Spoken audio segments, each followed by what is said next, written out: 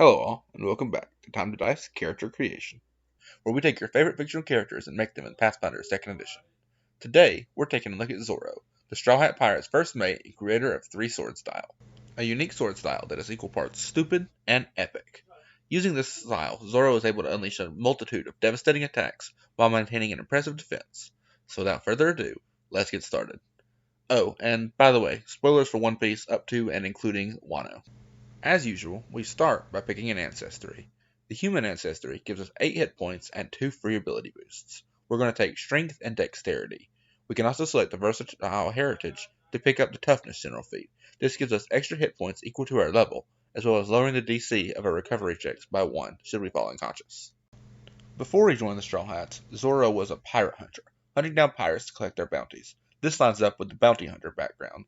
This background will allow us to take another boost to Strength and Dex, and gives us training in both survival and legal lore. We will also get the Experience Tracker skill feat, which is lucky because if we had to find our own way, we'd be lost in a heartbeat. Matter of fact, we might get lost anyway. Zoro's pretty bad with directions. Alright, so let's take a look at what we need from our class. First, let's rip off the band-aid. Pathfinder 2e has no mechanic for wielding a sword in your mouth. I know, shocking, right? Instead, we're going to try and emulate this by making as many strikes as possible within the 3-action economy of the game. We want to be able to consistently make 3 strikes while being able to position our sword. So of course, we need proficiency in swords. Next, we need a way to reduce our multiple attack penalty. Swinging with our swords 3 times in one turn does us no good if we can't actually hit our opponent. Finally, we need a way to use our swords against creatures who would usually be resistant to physical attacks. Zoro is able to cut through mountains with a single sword slice, and even damage the likes of Kaido, who otherwise seemed invincible to most attacks. All this considered, we can narrow our choices down to one of 2 options, Ranger or Fighter. Fighter has better overall proficiency with swords, capping out at Legendary, but Ranger has a bit more support for characters who want to make several attacks in a turn. In addition, Ranger gives us bonuses to focusing down a single opponent with Hunt Prey, lending to one-on-one fights that Zoro often finds himself in. And to top it off, Ranger offers legendary proficiency in Perception, allowing us to replicate Observation Haki. Ranger will give us Expert in Perception right off the bat. We also get Expert in Fortitude and Reflex saves, but only trained in Will. We get trained in 4 skills plus our Intelligence modifier, plus Nature and Survival for free.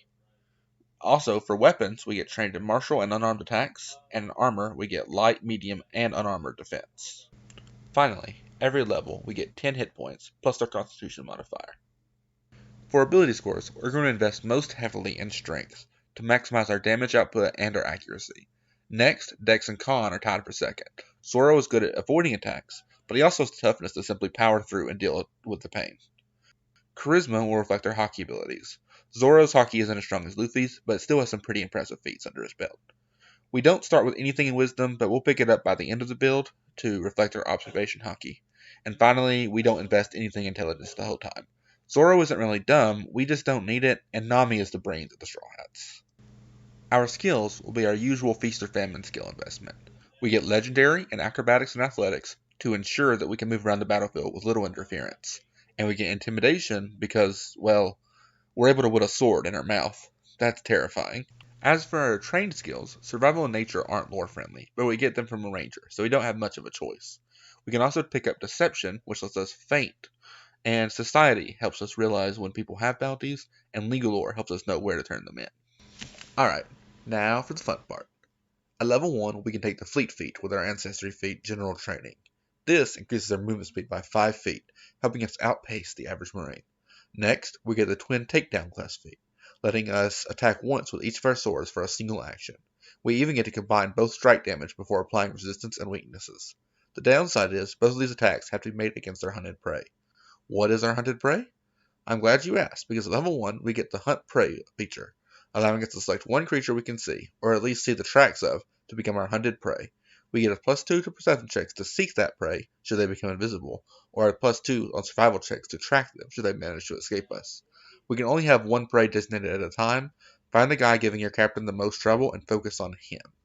We also get to pick a Hunter's Edge from level 1. Let's pick Flurry. That will cut our multiple attack penalty from -5 and -10 down to -3 and -6, or -2 and -4 if we use an agile weapon. We're going to be making a lot of attacks with this build, so it'd be nice if at least a few of them hit. At level 2, we can pick up the Dual Weapon Warrior dedication, giving us the Double Slice feat. This lets us spend 2 actions to make a strike with each of our swords. These swords use the same multiple attack penalty, but if our second attack isn't an agile weapon, both attacks will take a -2 penalty. This means that from level 2, we can open with a Double Slice, and then use Twin Takedown to make 4 strikes in a single turn. The first 2 strikes taking no multiple attack penalty, and the final 2 strikes with only a -6 penalty, which we can cut down to a -4 if we use an agile weapon. We also get the Underwater Marauder skill feat at this level, because let's face it, half our crew are Devil Fruit users, and someone has to be able to fight a fishman if they show up. At level 3, we get the Powerful Leap feat, adding 5 feet of distance to all of our leaps, and Iron Will, bumping our proficiency and will save up to Expert. Level 4 gives us a class feat. We're going to take Disrupt Prey, giving us a free strike at our hunted prey as a reaction if they use a move or manipulate action within our reach. We can even disrupt their triggering reaction if on a critical success. We also get the Intimidating Glare skill feat, allowing us to intimidate foes with just a glance, which is good because it's hard to make articulate threats with a mouthful of sword. At level 5, we get our first round of ability boosts. We're going to get a boost to Strength, Dex, Con, and Charisma. We also get an Ancestry feat. Let's pick up Natural Ambition, giving us the Gravity Weapon Warden spell. This spell empowers our first strike each round, causing it to deal a number of additional damage equal to the number of damage dice. We also get a weapon proficiency to Expert with Weapon Expertise, and Trackless Steps, meaning we always cover our tracks when we travel.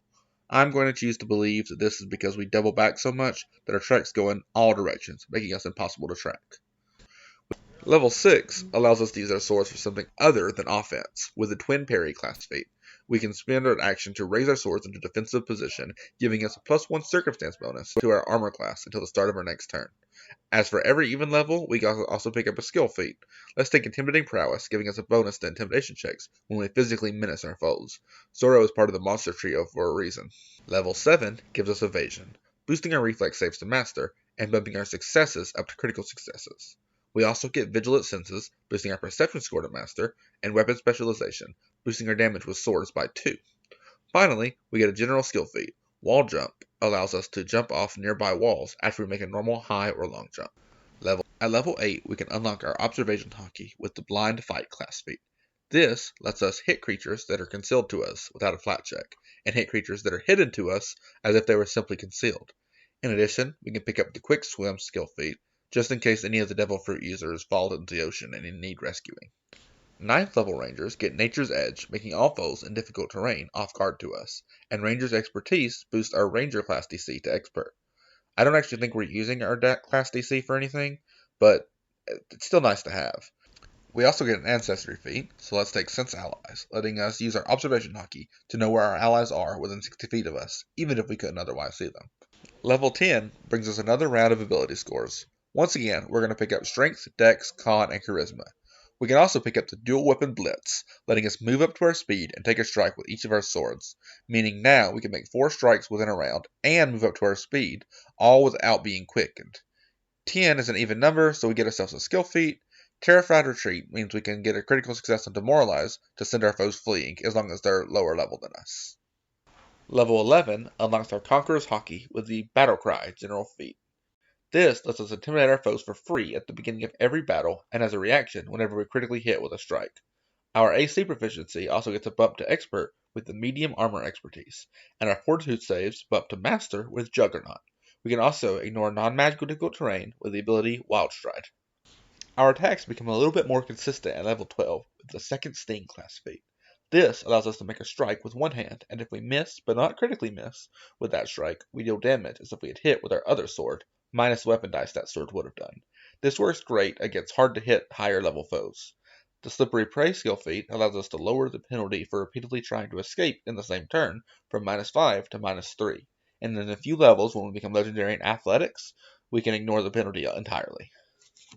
13th level boosts our proficiency with weapons to Master with the Weapon Mastery feature. Go figure. That was kind of self-explanatory. We can also take Stubborn Persistence. Stubborn Persistence lets us give us a 20% chance to ignore the fatigue condition. At 14th level, we can pick up Twin Riposte, letting us take a strike against any foe who critically misses us while we are benefiting from Twin Parry. Honestly, this will mostly help with lower level opponents, and at the cost of one action and our reaction, it's not super good, but we can't complain with an additional action at no multiple attack penalty. We will get an upgrade to this feat later that will vastly help it out. We can also pick up the Kip Up feat. This build is pretty action starved, and not having to waste an action to stand up is pretty helpful. Another 5 levels, another set of ability boosts. Can you guess what we're going to take? If you chose Strength, Dex, Con, and Charisma, congratulations. We also get Incredible Senses, boosting our Perception to Legendary, Improved Evasion, boosting our Reflex saves to Legendary, and preventing us from ever crit failing a Reflex save, and Greater Weapon Specialization, giving us another boost of damage. We can also make use of our new Legendary Proficiency in Athletics to take the Cloud Jump skill feat, tripling our distance of our long jumps, and making our high jumps now the distance of our old long jumps. Level 16 gives us that upgrade to Twin Riposte I was talking about earlier, with Improved Twin Riposte. Very creative name there. Anyway, that feat gives us an extra reaction that can only be used to take Twin Riposte, and we can do it when an opponent critically fails us, even if we're not benefiting from Twin Parry. This discourages foes from hitting us with weapons, but what about enemy spellcasters? Well, for them, we take Terrifying Resistance, meaning whenever we intimidate a foe, we gain a +1 circumstance bonus against their spells for the next 24 hours, in addition to the penalty they already took for their DCs for being frightened. Level 17 gives us Bounce Back, so we can get back into a fight before Chopper clears us for battle. With this, the first time we recover from the dying condition, we don't gain the wounded condition, meaning we can jump into the fray again without fear of taking further injury. Perfect for when Mihawk injures us and we have to go a whole nother arc before seeking medical attention. We also get Masterful Hunter, boosting our Ranger's class DC up to Master. We still aren't using this, but the added benefit of upgrading our Hunter's Edge and cutting our multiple attack penalty from -2 to a -4 down to a -1 and -2 with an Agile weapon. We also get 18th level unlocks the power of 9 sword style with the class feat Impossible Flurry. This lets us make 3 sword strikes with each of our swords at the cost of all 6 being at our maximum penalty. Luckily for us, Flurry Hunter's Edge makes our maximum penalty with all of those attacks only a -2. That's a lower penalty than a normal character would make after making a single attack. We also get a skill feat, so let's pick up Scare to Death, letting us scare foes so much they die. 19th level sees our armor proficiency upgraded to Master with the second Skin class feature, and Swift Prey, letting us hunt prey as a free action, as long as it's the first action we take on our turn, fleeing up all of our 3 action slots for more sword strikes. We can also take the general feat, so let's pick up True Perception, increasing our observation haki to its ultimate form. Alright, here we are at level 20. Let's get the boring stuff out of the way first. Another round of ability scores. We get Strength, Dex, and Con, as usual, but our Charisma score is already at a +4, and we need 2 boosts to turn that to a +5, so let's take our last boost into Wisdom to boost our Perception ever so slightly. We can also pick up the skill feat Rapid Mantle, letting us to grab our edge and pull ourselves up as a single reaction. And finally, for our capstone, we can pick up Accurate Flurry. This upgrades our Impossible Flurry, letting our first strikes in each hand work as though we've only made a single attack prior, basically giving us a +1 to our first swing with each sword. Okay, before we finish up, let's talk equipment. Zoro has had many swords throughout the 1,000 plus episodes of One Piece, but he currently has settled on 3. The Wado Ichimonji was Zoro's first named sword, given to him after his childhood friend passed away. This sword has been with Zoro since the beginning, and is often wielded in his mouth. For this blade, we're going to use the Mike Wazowski. This sword isn't particularly strong on its own, but the Deadly D8 trait will make up for this damage whenever we score a crit. For runes, we're going to pick up the Wounding rune, allowing us to coat our sword in haki to deal an extra d6 of force damage, and the Speed rune, allowing us to permanently be quickened as long as we use that extra action to make a strike with this sword, and the Keen rune, turning our natural 19s into critical hits, just like natural 20s, letting us make better use of the deadly trait. The Sendai Kietsu was given to Zoro by the shopkeeper for free, probably because of the curse that brings misfortune to whoever wields it. Zoro has so far managed to avoid this curse. For this blade, we use a katana. This blade also has the Deadly D8 trait, but it also has the two-handed trait, meaning if we ever get disarmed, we can use one-handed swords techniques. For our build, we will give this blade the Bloodthirsty and the Death Drinking runes to reflect the cursed nature. The Death Drinking gives us a +1 on saving throws against void damage and death effects, and a +1d6 bonus damage when we crit. And if we drop a foe to 0 hit points, we can spend a reaction to get a plus to attack and damage for 10 minutes, if they were alive, or 10 hit points, if equal to half our level if they were undead. The Bloodthirsty rune lets us get temporary hit points equal to double the foes that we bring to 0. And if we hit a foe that was taking persistent bleed damage, they become drained 1. But how do we make the opponent bleed? Well, Well, the wounding rune means whenever we hit a foe with this weapon, they take an additional d6 persistent bleed damage, in addition to the normal damage. Our final blade is one of the strongest in the One Piece world, Enma. This blade does a great deal of power at the small cost of draining its user's haki. For this blade, we're going to use a Bastard Sword. This is our strongest blade at the cost of not dealing anything extra on a crit. As for runes, we're going to pick up the Greater Fearsome rune, meaning whenever we crit with this weapon, it becomes Frightened 2. I know I just said that it doesn't do much on a crit, but I was talking about damage. This is very good. We're also going to pick up the Vorpal rune, giving us a chance to instantly kill a foe when we hit with a natural 20. And finally, we can pick up the Greater Dancing rune, so that we can let the sword attack on its own.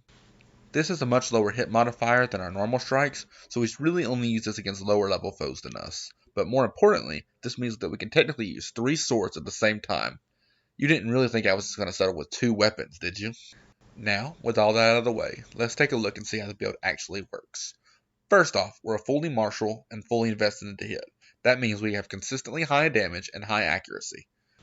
Second, once we have set up and entirely gotten into the correct position, we can make 6 strikes on our turn, plus an additional attack with a dancing rune, and 2 opportune riposts should the foes provoke it. That's 9 strikes in 1 round.